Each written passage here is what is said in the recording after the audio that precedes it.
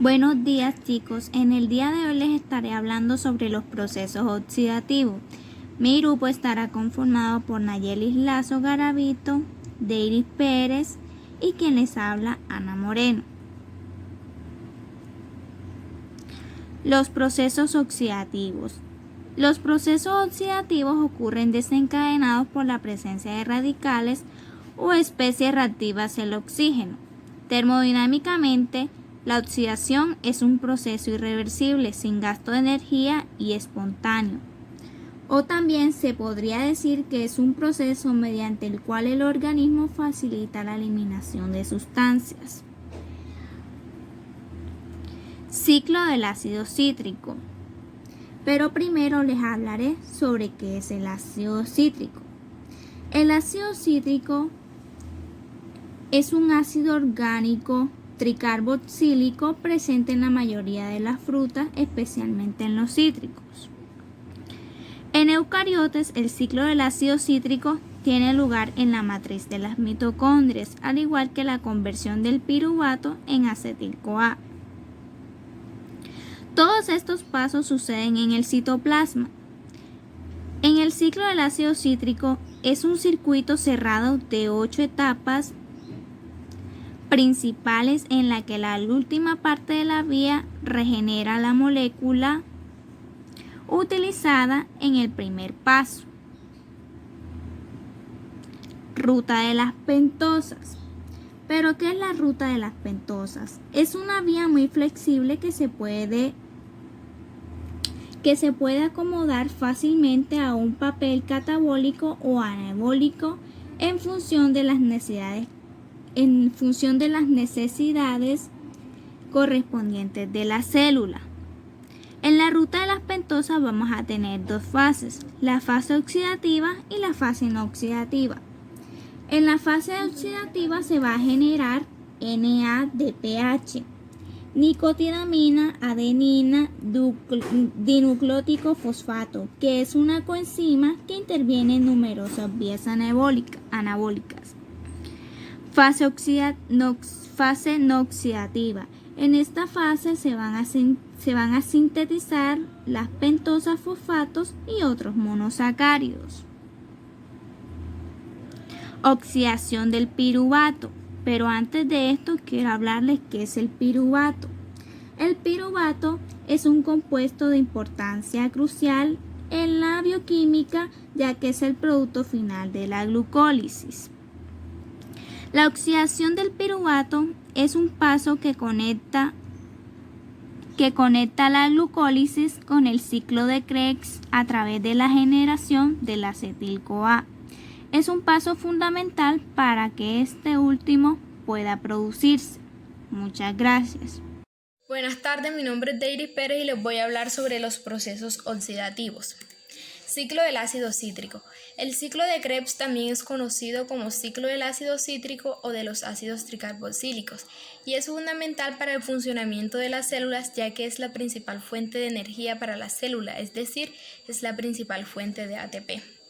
En eucariontes, el ciclo del ácido cítrico tiene lugar en la matriz de la mitocondria, al igual que la conversión del piruvato en acetil-CoA.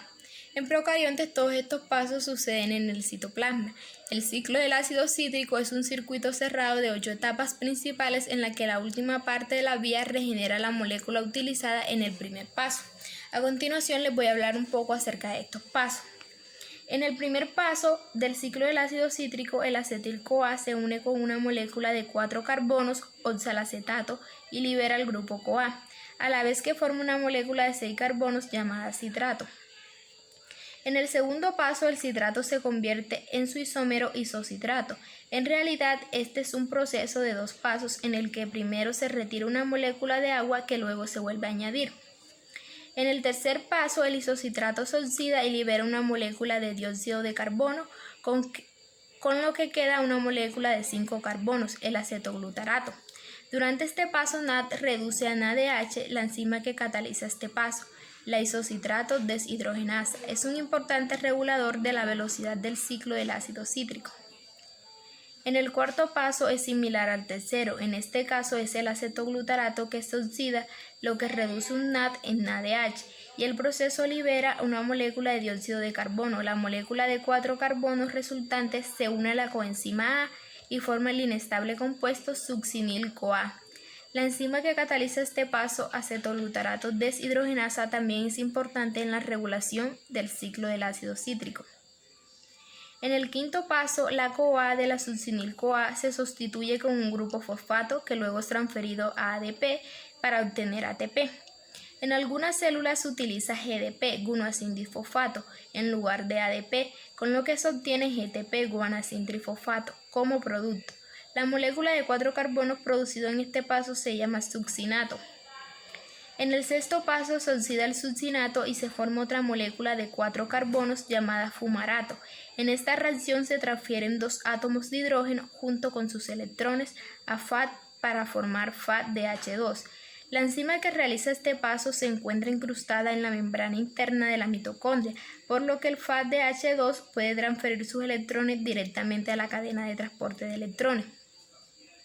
En el séptimo paso se le añade agua a la molécula de 4 carbonos, fumarato, con lo que se convierte en otra molécula de 4 carbonos llamada malato. En el último paso del ciclo del ácido cítrico se regenera el oxalacetato del compuesto inicial de 4 carbonos mediante la oxidación del malato. En el proceso, otra molécula de NAD se reduce a NADH. Ahora les voy a hablar sobre los productos del ciclo del ácido cítrico. En cada vuelta entran 2 carbonos.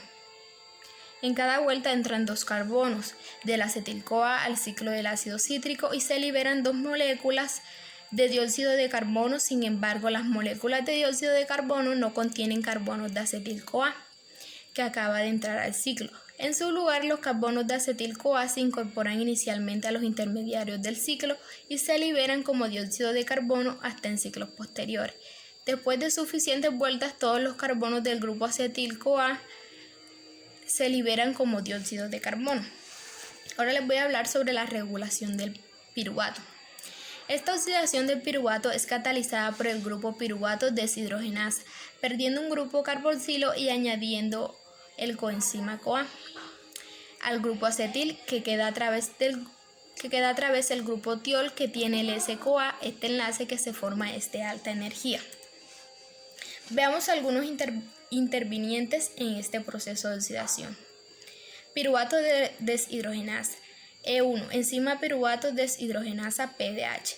E2, enzima dihidrolipoil transacetilasa DHLT. E3, enzima dihidrolipoil deshidrogenasa. Coenzima tiamina pirosfato TPP derivado de la vitamina B1. Coenzima FAT, coenzima CoA, coenzima NAT y coenzima ácido lipoico. Ahora les voy a hablar sobre el primer paso de la regulación de la oxidación del piruvato. El grupo carboxilo se pierde al unirse al coenzima tiamina fosfato TPP para formar hidroxietil TPP. Esta parte es catalizada por la PDH y esta coenzima tiene unida la E1 y el ácido generándose una molécula de CO2. En el segundo paso se forma el grupo acetil y se transfiere a la enzima. En esta etapa participa la dihidrolipoil transacetilasa.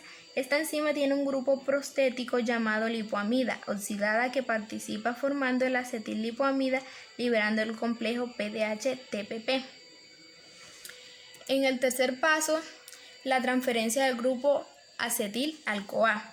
Durante esta etapa, la misma enzima anterior, la DHTL, con su grupo acetil-lipoamida, participa transfiriendo el grupo acetil al coenzima CoA, obteniendo el resultado buscado, el acetil-CoA. En el cuarto paso, transferir los hidrógenos al FAT de la dihidrolipoil transacetilasa. En este proceso, el grupo lipoamida reducido transfiere las moléculas de hidrógeno a una molécula de FAT, que es el coenzima de la enzima dihidrolipoil deshidrogenasa, que actúa deshidrogenando el grupo prostético y llevándolo a su estado original.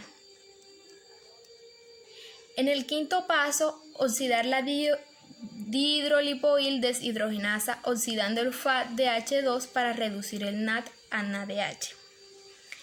La enzima deshidrogenasa oxida el FAD mediante la reducción de una molécula de NADH y liberando un hidrógeno. Gracias por la atención prestada.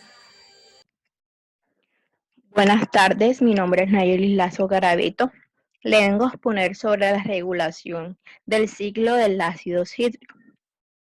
La regulación de enzimas clave de las vías metabólicas por efectores alostéricos y mediante modificaciones covalentes asegura la producción de intermediarios a la velocidad requerida para mantener la célula en un estado estacionario estable y evita la innecesaria sobreproducción de los mismos. El flujo de átomos de carbono desde el piruvato hacia el ciclo de ácido cítrico y a través de él está sujeto a una estrecha regulación a dos niveles. La primera sería la conversión del piruvato en acetil-CoA, el material de partida del ciclo. La reacción del complejo de piruvato deshidrogenasa. El segundo nivel sería la entrada de acetil-CoA en el ciclo de la reacción de citrato sintasa. A continuación, hablaremos sobre la regulación que se hace por medio de estas tres enzimas.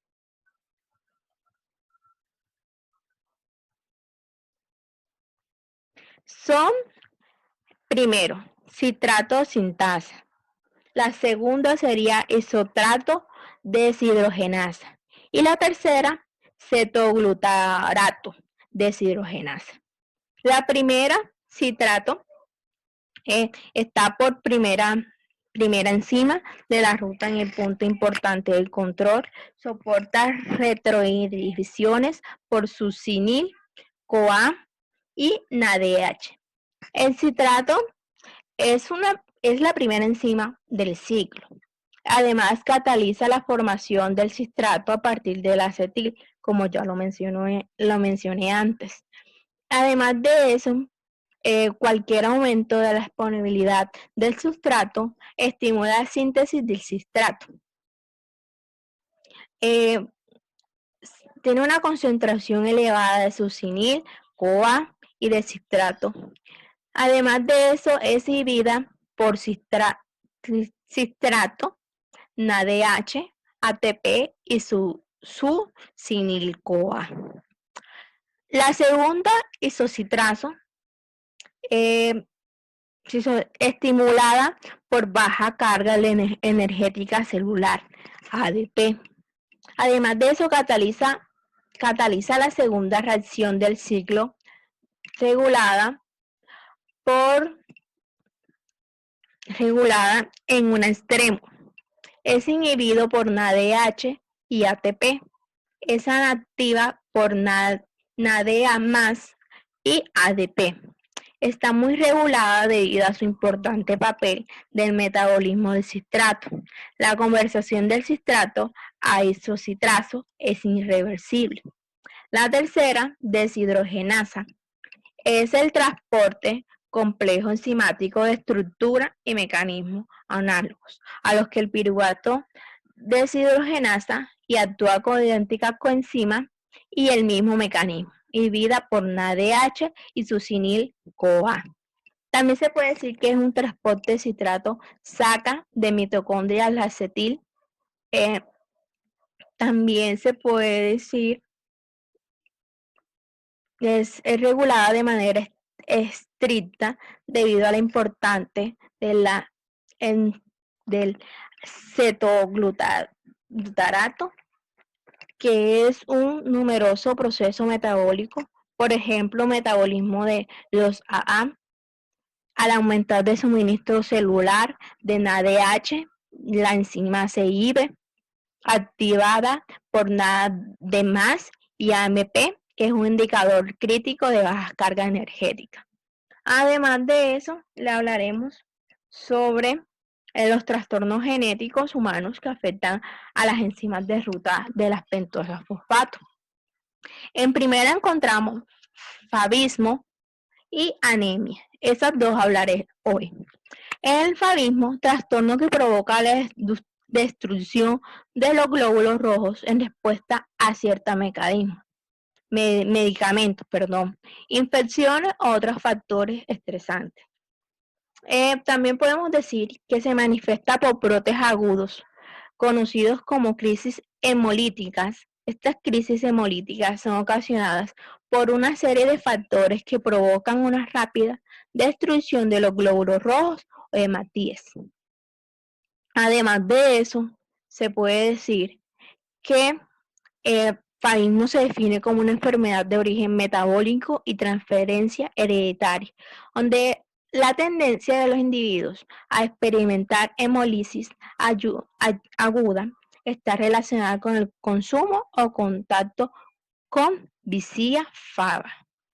Las manifestaciones clínicas que se pueden observar dependiente de la variante de mutación, en la mayoría permanece asintomática. ¿Qué quiere decir esto? Que la persona no manifiesta la enfermedad o muy poco se puede observar si tiene esa enfermedad.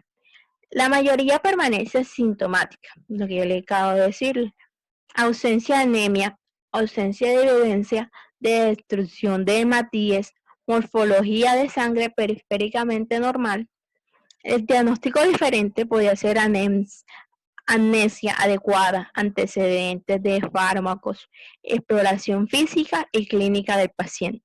Resultados de laboratorio puede ser hematología y bioquímica. Entonces hablaré sobre el segundo, que es anemia hemolítica. Es una afección en la cual el cuerpo no tiene suficientes glóbulos rojos sanos.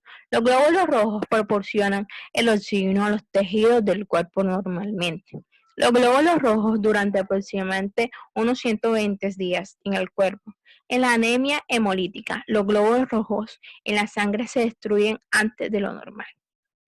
Esto puede ser un principal síntoma de la anemia hemolítica. Sentirse cansado habitualmente, dolor de cabeza, problemas para concentrarse, dificultad para respirar, frecuencia cardíaca rápida, agrandamiento del vaso. ¿Qué es la anemia? Podemos decir que la anemia es un grupo de trastornos hemolíticos que causan la disminución de la masa de los glóbulos rojos. Además de eso, encontraremos muchas causas posibles de la anemia hemolítica. Los glóbulos rojos pueden ser destruidos debido a un problema autoinmunitario en el cual el sistema inmunitario equivocadamente ve a sus propios glóbulos rojos como sustancias extrañas y las destruye. Anomalías genéticas dentro de los glóbulos, como el faísmo, exposición a ciertos químicos, fármacos y toxinas, o infecciones, coágulos de sangre en pequeños vasos sanguíneos, transfusiones de sangre de un donante como un tipo de sangre que no es compatible con el suyo. Muchas gracias.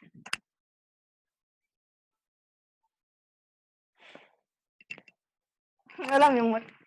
¿Cómo estás?